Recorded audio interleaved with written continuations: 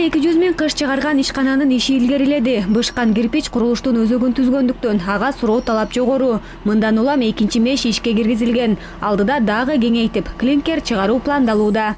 Суроо талап абдан жогору. Азыркы учурда өтө көп суроо талап болгондуктан биз ошон үчүн экинчи линияны да коштук. 200 миң кирпич суткасына чыккан менен бул дагы аздык кылып жатат. Кийинки мезгилде ошо дагы чоңойтсок деген кыялыбыз бар. Ушул ишкана сыяктуу өндүрүштөр өлкөнүн курулуш тармагын керектүү материалдар менен камсыздоодо. Соңку жылдары курулуштун көлөмү көбөйүп, Союз мезгилиндеги жогорку көрсөткүчтү басып өттү. Ал эми ушул жылдын 8 айында бул тармак 39,2%га өсүш көрсөттү. Дагы бир чоң жетишчилик бул курулуш тармагында байкалып жатат. Бул тармагында өсүү динамикасы 39%дан жогору болот.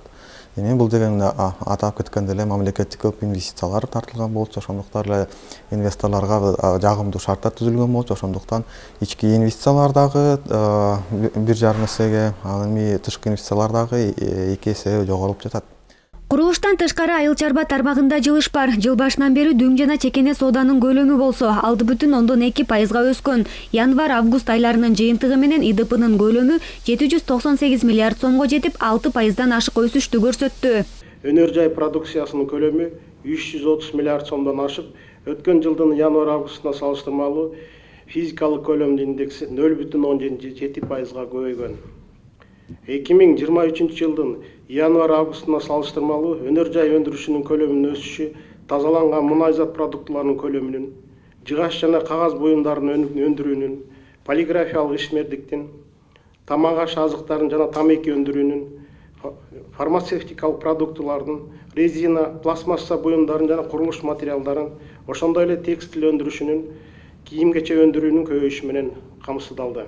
Ал эми соңку 3 жылга токтоло турган болсок, экономика ырааттуу өсүү темпине ээ болду. Статкомдун маалыматы боюнча 2021 жылдан баштап 2024 жылдын алгачкы 8 айындагы ИДПнын өсүү ыргагы төмөндөгүдөй.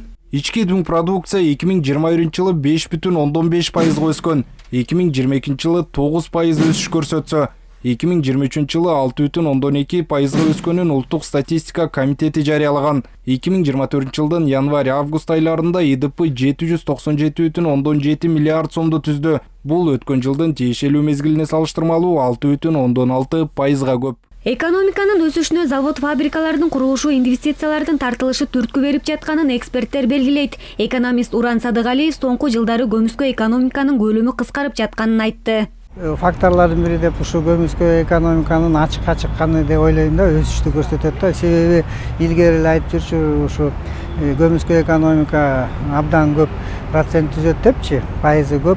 Анан ошондуктан ошону ачыкка чыгарган дагы бул ошо жанагы ички дүң продукциянын өсүшүнүн бир фактору го дейм да.